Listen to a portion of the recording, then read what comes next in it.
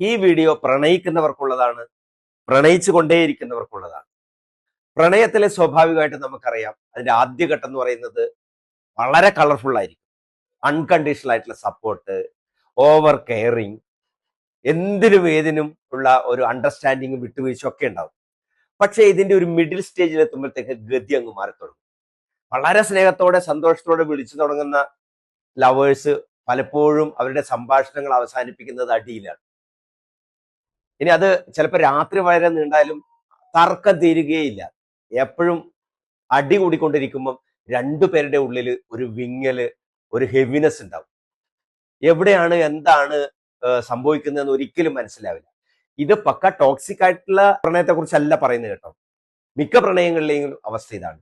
ഇവിടെ യഥാർത്ഥത്തിൽ ആളുകൾ സംശയിക്കുന്ന, അല്ലെങ്കിൽ പ്രണയിക്കുന്നവർ സംശയിക്കുന്ന, ലവേഴ്സ് സംശയിക്കുന്ന ഒരു കാര്യമുണ്ട്.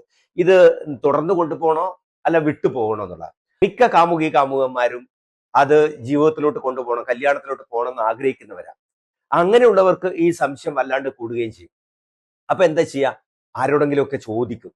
ചോദിച്ചാൽ ഉത്തരം കിട്ടില്ല. ഇവിടെ എനിക്ക് പറയാനുള്ള ഒരു കാര്യം എന്താ അറിയോ, ഇത്തരം സന്ദർഭങ്ങളിൽ നിങ്ങൾ മൂന്നാമതൊരാളുടെ അഭിപ്രായം എടുക്കരുത്. നിങ്ങൾക്ക് എങ്ങനെ മുന്നോട്ട് പോകണം എന്നുള്ളത് ചോദിക്കാം, പക്ഷേ ഇത് വിട്ടുപോകണോ വേണ്ടയോ കുറിച്ച് അവസാനത്തെ അഭിപ്രായം നിങ്ങൾ തന്നെ പറയണം. അതിനാദ്യം ചെയ്യേണ്ടത് എന്താന്ന് പറഞ്ഞാൽ, ഇത്തരം സന്ദർഭങ്ങളിൽ നിങ്ങൾ രണ്ട് ഭാഗത്തു നിന്നായാലും ശരി, ഓരോരുത്തരും എവിടെയാണ് ഈ അടി നടക്കുന്നത്, എവിടെയാണ് വിട്ടുവീഴ്ച ഇല്ലാത്തത്, എവിടെയാണ് ട്രസ്റ്റ് ഇഷ്യൂസ് ഉണ്ടാവുന്നത് എന്ന് ഒന്ന് സ്വയം മനസ്സിലാക്കുക. അത് പറ്റുമെങ്കിൽ ഒന്ന് ഒരു പേപ്പറിൽ നോട്ട് ചെയ്താലും കുഴപ്പമില്ല. എന്നിട്ട് തുറന്ന് സംസാരിക്കാനുള്ള ഒരു അവസരം ഉണ്ടാക്കണം. അങ്ങനെ തുറന്ന് സംസാരിക്കുമ്പം അപ്പുറത്തുള്ള ആള്, ശരിയാ എടാ, ഞാനിത് മനസ്സിലാക്കാതെ പോയി, എനിക്ക് തെറ്റു പറ്റിയിട്ടുണ്ട്, അല്ലെങ്കിൽ നീയും ചിലത് മനസ്സിലാക്കാനുണ്ടായിരുന്നു എന്ന് പറയുകയാണെങ്കിൽ ഉറപ്പായിട്ടും നമുക്ക് ആ ബന്ധം മുന്നോട്ട് കൊണ്ടുപോകാം.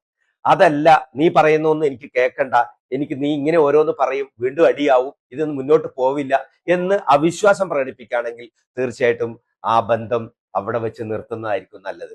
കാരണം എന്താന്ന് വെച്ചാല്, പലപ്പോഴും നമ്മളെ ഏത് പ്രതിസന്ധിയിലും ഒപ്പം നിൽക്കാനുള്ള ഒരു മാനസികാവസ്ഥ, നമ്മുടെ തളർച്ചയിലും വളർച്ചയിലും കൂടെ നിൽക്കാനുള്ള, വിട്ടുവീഴ്ച ചെയ്യാനുള്ള ആൾക്ക് മാത്രമേ നമ്മുടെ ജീവിതത്തെ മുന്നോട്ട് നയിക്കാനാവുള്ളൂ.